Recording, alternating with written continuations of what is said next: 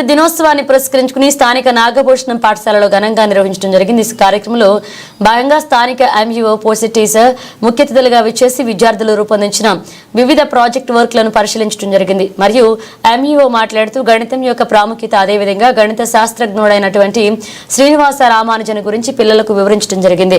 ఈ కార్యక్రమంలో పాఠశాల ప్రధానోపాధ్యాయులు మరియు ఉపాధ్యాయులు పాల్గొనడం జరిగింది.